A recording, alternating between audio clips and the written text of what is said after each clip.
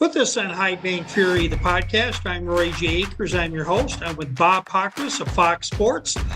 Bob, most people are kind of gearing down for the off season because as soon as January 1st hits, it's kind of like, whoa, NASCAR, we're here. We're getting ready to rock.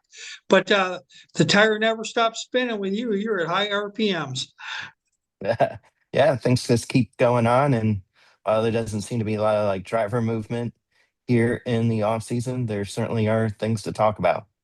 Yeah, the silly season's been more about issues and driver and crew chief movement and that kind of thing. We're going to kind of start right off in the first of our two podcasts. The lawsuit goes to trial next week, assuming that it goes to trial.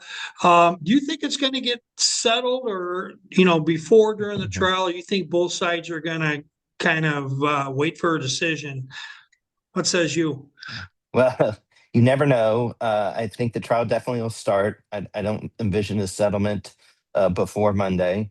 During a trial, there are possibilities for a settlement. It kind of depends on how things go. I think more likely a settlement would come if the 2311 and front row win the trial. Then at some point during the appeal process, a settlement could come as they weigh whether NASCAR has to sell tracks or has to get rid of charters or make permanent charters or gets rid of the next gen car. All those different options that the judges can decide, they potentially could then be kind of figured out by the teams in NASCAR while under appeal. Yeah, and it's been interesting all the things that have gotten out.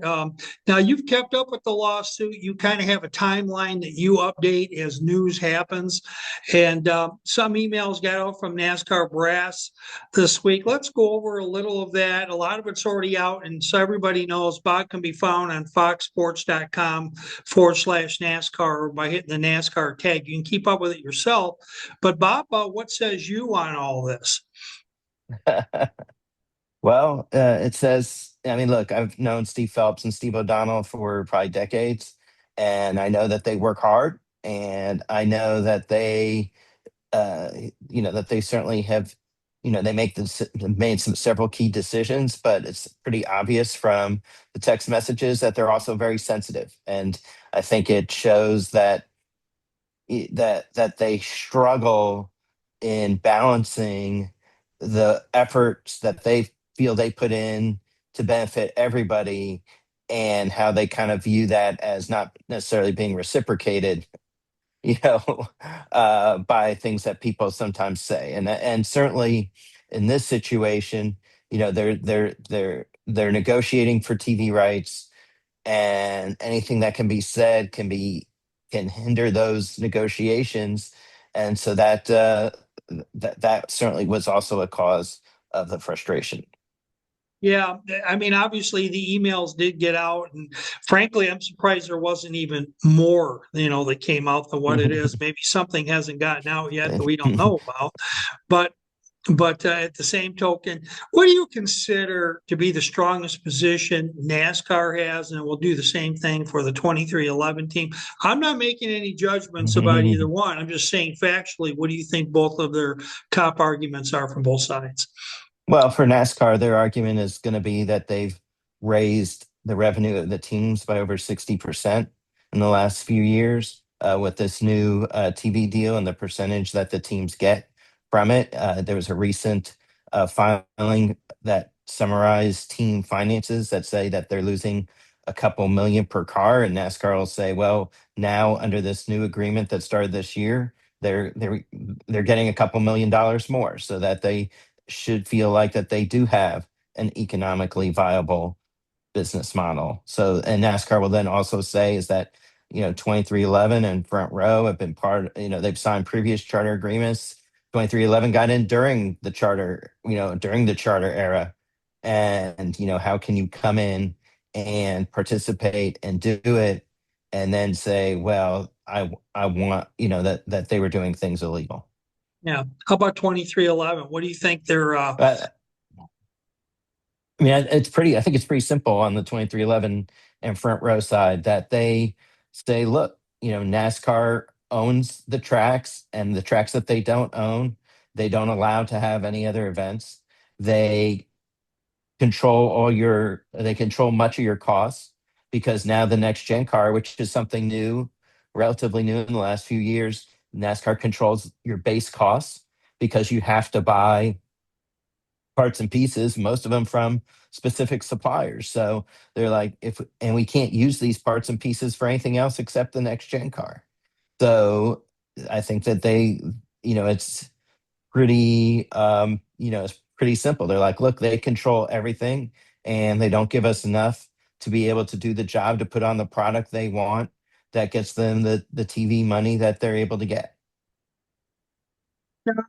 With those text messages, I'm not going to get into the content. You can read that on foxsports.com and then go to Bob's account. I'll let you read all that there.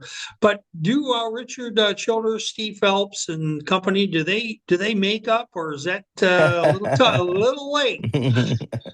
Well, I think it was late before any of these text messages came up, because I think Richard Childress is upset over the decision to keep Austin Dillon out of the playoffs a couple of years ago. He was Right. upset at the Austin Hill penalty this year that pretty much kept him from having a chance to have a shot at the title. And so I think these text messages just added to kind of a very fractured relationship between Richard Childress and NASCAR brass. After this brief break that we have, I got a couple more questions for Bob on the lawsuit front. And this is for all of our fans that are really interested in this. I think we're both vested, all the press is, everybody that I'm talking to, from Deb Williams, who's just made the NASCAR Hall of Fame this year in the media division, all that.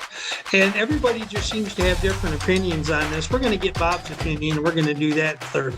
Are you ready? Let's go! In the moments that matter most. Oh, it's a multi-car accident that took out about 2/3 of the field. Charlie, hello. Display the red. You count on reliability. Give our safety workers plenty of room to work. For more than 40 years, AMCUS has been a partner of NASCAR, arming first responders with an arsenal of hydraulic and battery-powered rescue tools designed to help them move faster and stay safer. A nice assist from the AMR safety team. Trusted by first responders nationwide when it comes to saving lives. That's why AMCUS is the trusted rescue tool of NASCAR. He has gotten out of his race car on his own 2 feet. Proven in the toughest moments. Tested on the biggest stages. Proudly made in the USA and powered by decades of innovation. 40 years of trust. 40 years of saving lives. Built for rescue. AMR safety team super quick as they always are. Built for precision. Really good job in traffic. Built for victory. Absolutely dominates this race. Let's go, fella! Awesome job!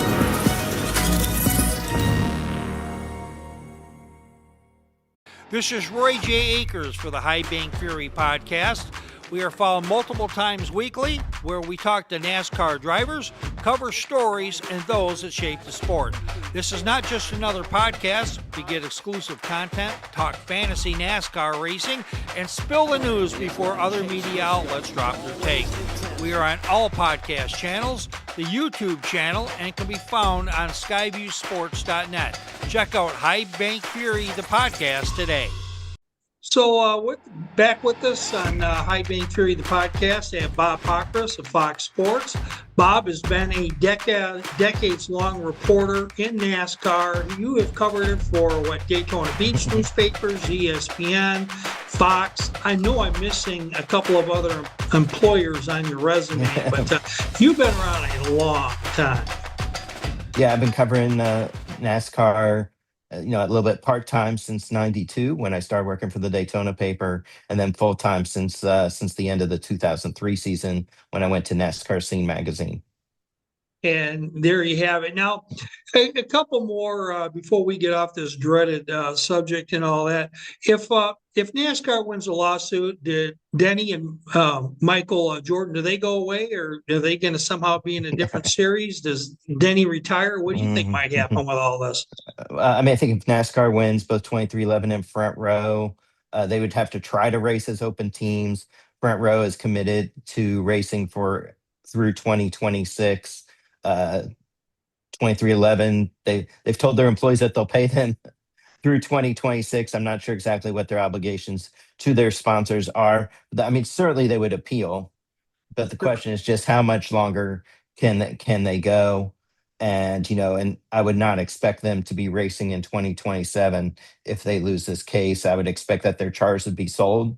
Well, they don't really have the charter since they never signed for them, but the cars that they did that are not being used would be sold, and those organizations would need to find employees and find equipment. And 2311 in front row would be certainly be spots where they could potentially buy some equipment and find some employees. And I guess kind of as a counterpunch on that, do you think Bubba Wallace, could he request to be let go and become a late one, or do you think he's kind of a lame duck and will get signed somewhere? I think both Tyler Reddick and Bubba Wallace can go at any time now. They're racing as open teams. They could go anywhere they want if somebody wants them, and certainly both have attributes that other teams would want, and I think other teams have certainly asked, especially Tyler Reddick, considering his performance in 2024. There certainly were people calling him, trying to get him for next season, but he has so far opted to stay, and I think they both will stick it out for as long as they view that there's a future at that organization. That as long as that organization keeps running well. But as you know, Roy, these things are pretty. They can switch on a dime. If they come out and they if they didn't win the lawsuit and they're appealing, and they're not running well at the start of next season, you certainly could see some pretty quick changes. And there you have it, Bob. As far as any final words that you have on this particular matter we haven't covered so far, or we pretty much went through it. Well, I just think it's it's one of those things that when companies grow, and I think especially with the next gen car coming in, that certainly added a new dynamic of NASCAR's control. And so now you're kind of just seeing the fight over money and a little bit of fight over control. Yeah, I found one thing to be really interesting, and that was in the text messages, emails that came out on NASCAR's side on SRX. And I'm like, I thought these guys were independent contractors, and you're really upset about Thursday night. And to me, I took some video because I had another podcast I did earlier. I'm trying to bank some of these, between now and the season. And, you looked at all the names that they had on SRX. People still like names, even if they're retired drivers from the various genres, whether it's IndyCar, NASCAR, or somewhere else. And it seems like that's a point. When you can fill stands with 5,000 and 10,000 people, I can see why NASCAR took notice. But why do you care on Thursday night if you don't really have any control over it? Any thoughts on that, or you'll zip your lip? Well, no, I mean, I think in reading some of the other documents, it seems that there was certainly concern that if their drivers are racing somewhere else on a Thursday night with maybe some branding that looks a little bit like their NASCAR branding, that it's just too similar to what they're showing on Sunday. And the question is would the TV deal be as valuable if to media partners if the drivers are racing somewhere else on a different day during the week? Yeah. Well, with that, Bob Pockrass, Fox Sports, I kind of gave away your tagline, but where can people read you? Because you want to keep up on NASCAR. There's a lot of great places to do it, but really none better than Bob Pockrass of Fox Sports. Where can we find you, Bob? You can find me on Instagram and X at Bob Pockrass, or on the NASCAR on Fox website, foxsports.com/NASCAR. And if you're into IndyCar, foxsports.com/IndyCar. Yeah. When I saw you at the Detroit Grand Prix this year, I know you kind of did a double take when you saw me there in the ballroom as we got Penske and all his people. And I'll be doing a couple races. I bet you're going to be doing a bunch, including the Indy 500 this year, aren't you?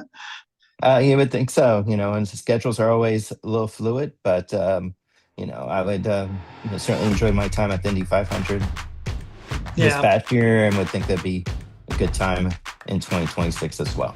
All right, everybody. Bob Pockrass, Fox Sports. This is Roy Jakers of High Bank Fury, and we have another edition coming up. Bob's going to stick around. We got one more episode, and I tell you what, you want to get the very best in NASCAR coverage. Bob Pockrass is a great way to go. I wouldn't see them sticking around if they don't have a charter. I think Kyle Busch wins again. I just don't know whether it's at RCR or not.